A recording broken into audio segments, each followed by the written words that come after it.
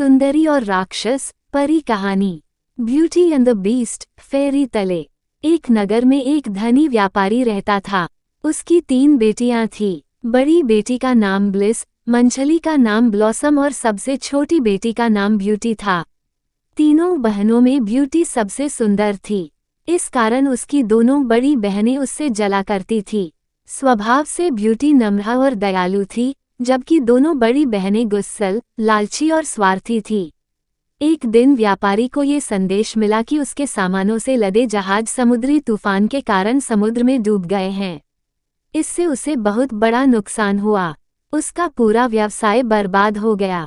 घर को छोड़कर उसके पास कुछ भी न बचा और वे गरीबी में जीवन काटने को विवश हो गए। आलीशान जीवन जीने की आदी व्यापारी की दोनों बड़ी बेटियां इन हालातों के लिए पूरा दिन अपने पिता को बुरा भला कहती रहती और शिकायतें करती रहती थी।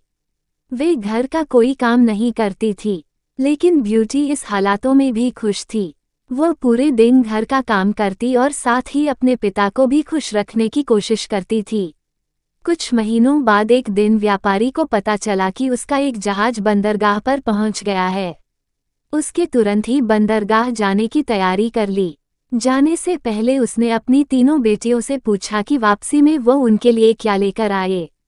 दोनों बड़ी बेटियों ने सुंदर कपड़े, जूते, मोतियों का हार और इसी तरह की अन्य चीजें लाने के लिए कहा। ब्यूटी अपने पिता की हालत जानती थी, इसलिए उसने अपने पिता से बस एक सुंदर लाल गुलाब का फूल लाने को कहा। जब व्यापारी बंदरगाह पहुंचा तो उसने देखा कि उसके जहाज का पूरा सामान नष्ट हो चुका है, साथ ही उसका जहाज भी टूट फूट गया है और किसी काम का नहीं रह गया है। थका हारा, निराश व्यापारी वापस घर की ओर लौटने लगा। वापस लौटते लौटते रात हो गई। रास्ते में एक घना भयानक जंगल था। व्यापारी जल्दी से जल्दी उस जंगल को पार कर लेना चाहता था, लेकिन तभी अचानक ही शुरू हुए तेज आंधी तूफान ने उसे घेर लिया। उस तूफान में सफर जारी रख पाना असंभव था। आश्रय की खोज में वह इधर उधर भटकने लगा। तभी उसे उस भयानक जंगल में एक स्थान पर रोशनी दिखाई पड़ी। जब वह पास पहुंचा तो उसे रोशनी से नहाया हुआ महल नजर आया। उसकी उम्मीद बंध गई कि रात गुजारने के लिए उसे यहाँ आश्रय मिल सकता है। वह महल के दरवाजे के पास पहुंचा, देखा कि वह खुला हुआ है। उसने वहां से आवाज लगाई, किंतु कोई बाहर नहीं आया। साहस बटोरकर वह अंदर चला गया। अंदर पहुंचकर उसने फिर से पुकारा, किंतु फिर भी कोई नहीं आया। वह महल बड़ा ही विचित्र था। पूरा महल रोशनी से जगमगा रहा था। खाने की टेबल लजीज पकवानों से सजी हुई थी, लेकिन वहां कोई भी नहीं था। लंबी यात्रा के उपरांत व्यापारी को जोरों की भूख लगाई थी, इसलिए वह चुपचाप भोजन करने लगा। भोजन करने के बाद वह जिज्ञासावश महल की सीढ़ियां चढ़कर ऊपर पहुंचा। महल बहुत आलीशान था और उसके हर कक्ष सुंदर रीति से सजे हुए थे। वह थका हुआ था, इसलिए एक कमरे में जाकर नर्म बिस्तर पर सो गया। सुबह जब वह सोकर उठा तो उसे अपने बिस्तर के पास नए कपड़े दिखाई पड़े। नहा धोकर उन कपड़ों को पहनकर वह तैयार हो गया। खिड़की से बाहर झांककर उसने देखा कि मौसम साफ हो चुका था। अब मैं अपनी यात्रा फिर से शुरू कर सकता हूँ, ये सोच वह सीढ़ियों से नीचे उतरा। नीचे पहुंचकर देखा कि टेबल पर नाश्ता लगा हुआ है। उसने नाश्ता किया और वापस जाने के लिए खुशी खुशी बाहर निकल आया।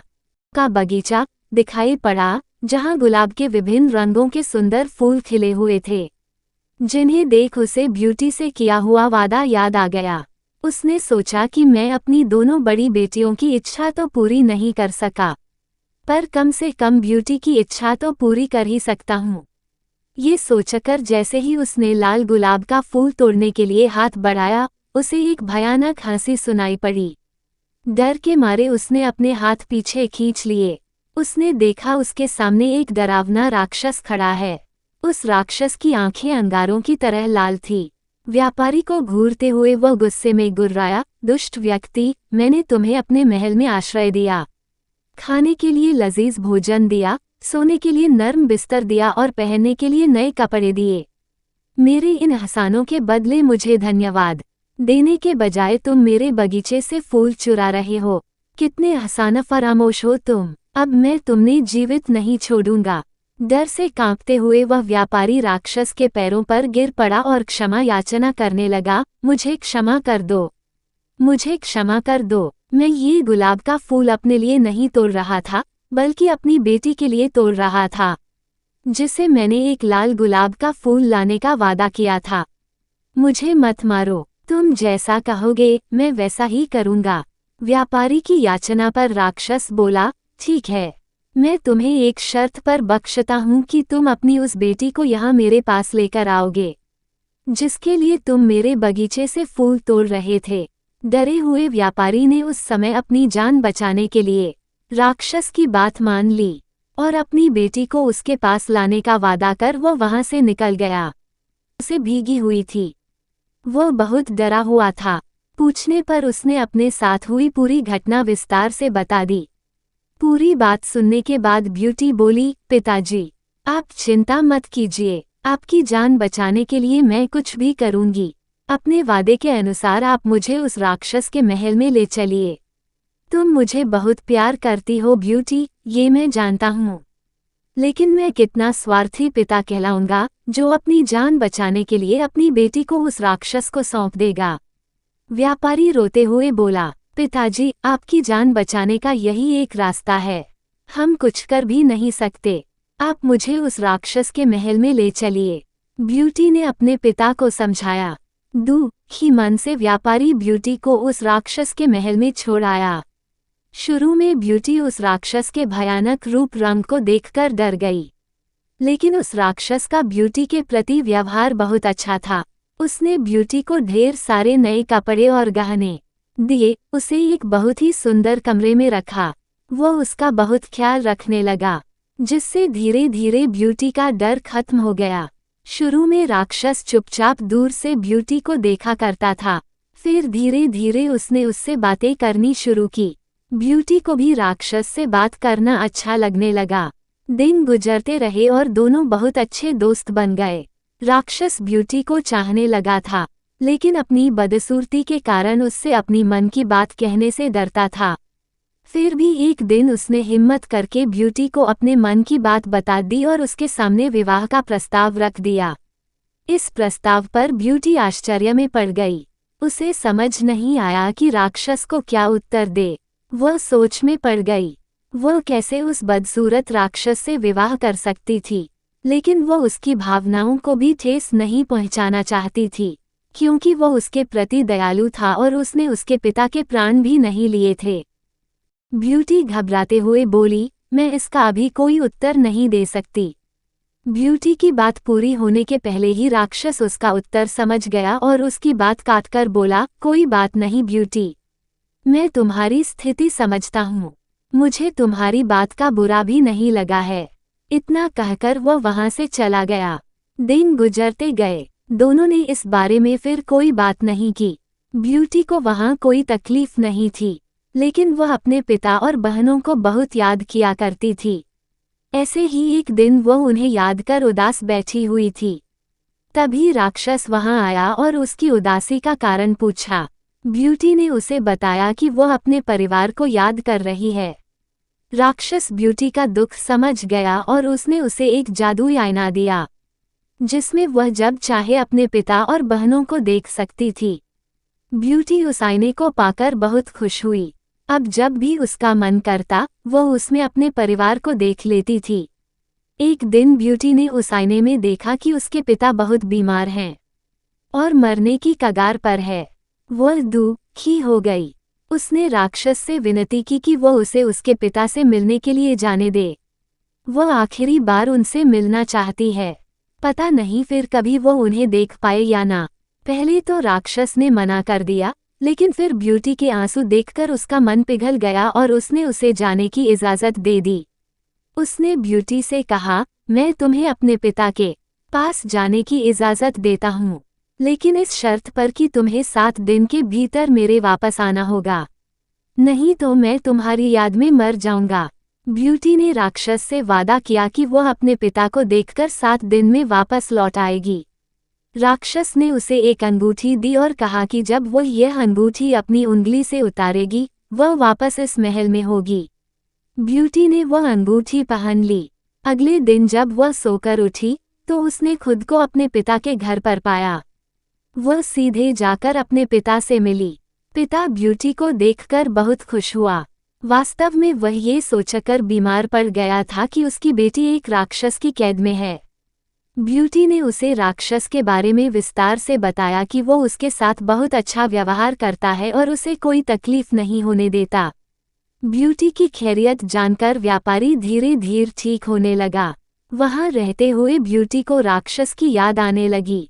उसके साथ रहते रहते उसे उसकी आदत पड़ गई थी और उसके अच्छे और दयालु व्यवहार के कारण वो उससे प्रेम करने लगी थी। एक दिन ब्यूटी की दोनों बहनें ब्लिस और ब्लॉसम, जिनका विवाह हो चुका था, उससे मिलने आई। ब्यूटी ने उन्हें राक्षस के घर के आरामदायक जीवन के बारे में बताया। सुनकर दोनों बहनें जल उठी। जब उन्हें पता चला कि ब्यूटी को 7 दिन के भीतर वापस राक्षस के महल जाना है, तो उन्होंने झूठे आंसुओं की बदौलत ब्यूटी को वहां कुछ दिन और रोक लिया।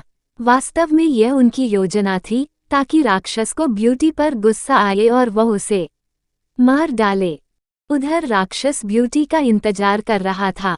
7 दिन पूरे होने के बाद भी ब्यूटी के वापस न आने पर वह तड़पने लगा। इधर ब्यूटी भी उसे याद कर रही थी। एक रात ब्यूटी ने सपना देखा कि राक्षस नीचे गिरा हुआ है और मर रहा है। ब्यूटी की नींद टूट गई। उसे अपना वादा न निभाने पर बहुत पछतावा हुआ। उसने तुरंत ही अपनी अंगूठी निकाल दी और दूसरे दिन जब वह सोकर उठी तो वह राक्षस के महल में थी। ब्यूटी ने दिन भर राक्षस का इंतजार किया, लेकिन वह उससे मिलने नहीं पहुंचा। उसने पूरे महल में उसे ढूंढा, लेकिन वह उसे नहीं दिखा। वह परेशान हो गई। फिर शाम को वह महल से बाहर निकली और राक्षस को खोजने लगी। उसने पूरे बगीचे में उसे ढूंढा, फिर वह महल के पीछे वाले हिस्से में गई। वहां एक कोने में राक्षस नीचे पड़ा हुआ था। वह बहुत कमजोर नजर आ रहा था। ऐसा लग रहा था मानो वह मरने की कगार पर है। ब्यूटी जल्दी से उसके पास गई और उससे बोली, ये तुम्हें क्या हो गया है? मैंने तुमसे कहा था ना कि यदि तुम नहीं आई तो मैं तुम्हारी याद में मर जाऊंगा। राक्षस ने उत्तर दिया। ब्यूटी ने अपने देर से आने के लिए उससे क्षमा मांगी और उससे कहने लगी, तुम मुझे छोड़कर मत जाओ। मैं तुम्हारे बिना नहीं रह सकती। मैं तुमसे प्रेम करने लगी हूँ। मुझसे विवाह कर लो। ब्यूटी का इतना कहना था कि एक चमत्कार हुआ और वह राक्षस एक सुंदर नौजवान राजकुमार में परिवर्तित हो गया। ब्यूटी ये देखकर आश्चर्यचकित रह गई। राजकुमार ने उसे बताया, मैं एक जादूगरनी के श्राप के कारण राक्षस बन गया था। कई वर्षों तक मैं इस रूप में रहा। ये श्राप तभी टूटता जब कोई मेरी बदसूरती के बाद भी मुझसे सच्चा प्रेम करता। आज तुम्हारे सच्चे प्रेम के कारण वह श्राप टूट गया है और मैं वापस अपने असली रूप में आ गया हूँ। ब्यूटी उसे देखकर बहुत खुश हुई। दोनों ने विवाह कर लिया और खुशी खुशी रहने लगे।